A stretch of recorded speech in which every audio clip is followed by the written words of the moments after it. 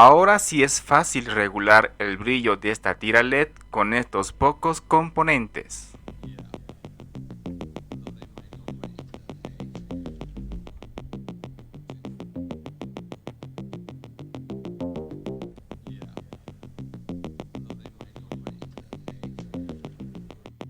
Para esto usamos el MOSFET como una etapa de potencia. El modelo IRFZ44N me parece un transistor interesante de aplicar, ya que su conmutación se basa por voltajes. Además, que ofrece una buena gama de control de cargas elevadas en voltaje y amperaje. Esto lo vuelve un componente muy potente. Por favor, siempre verifica el orden de sus pines para usarlo: pin drenaje, pin puerta y el pin fuente. Este último pin lo conectaremos a negativo.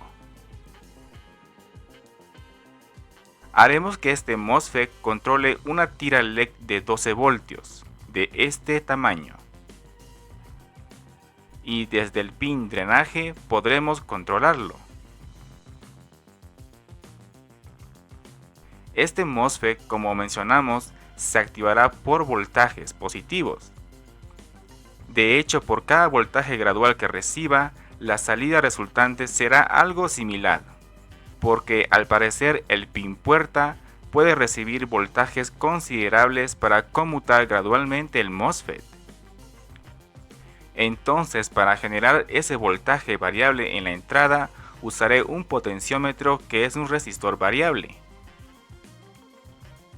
Y si lo colocas como divisor de voltaje, pues en este pin saldrá el voltaje variable.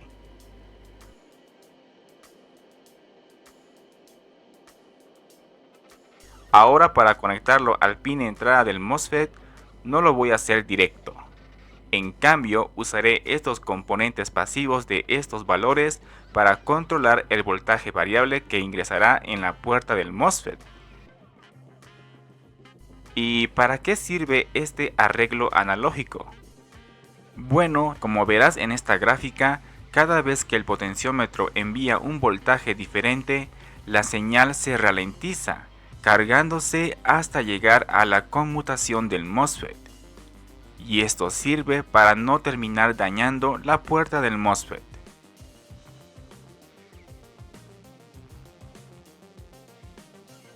El circuito estará funcionando con 12 voltios en corriente directa. Y el resultado después de ver la simulación es que podrán controlar el brillo de las luces que solo funcionan con 12 voltios.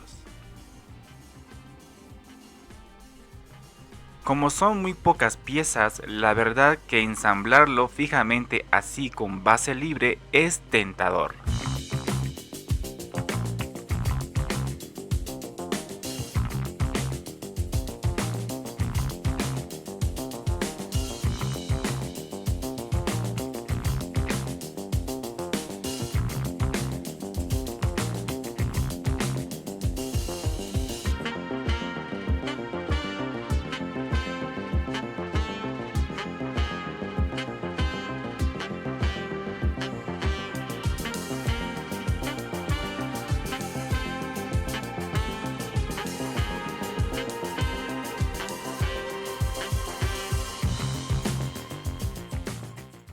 Y nuevamente tendrás cómo controlar el brillo de las tiras LEDs que funcionan a 12 voltios.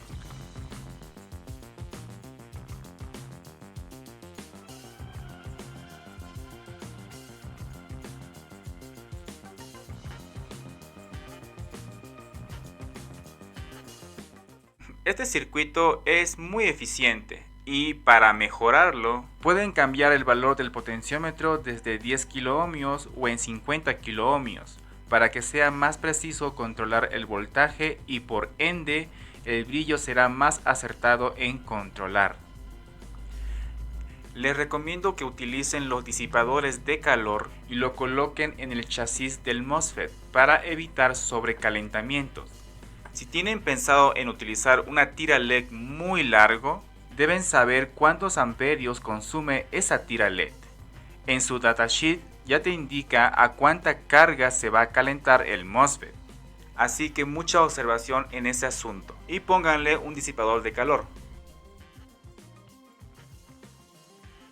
Te lo ha explicado Androbot y seguiremos experimentando con este interesante componente para sacar más proyectos electrónicos. Sigan el canal de YouTube y no se pierdan ningún video. Chao.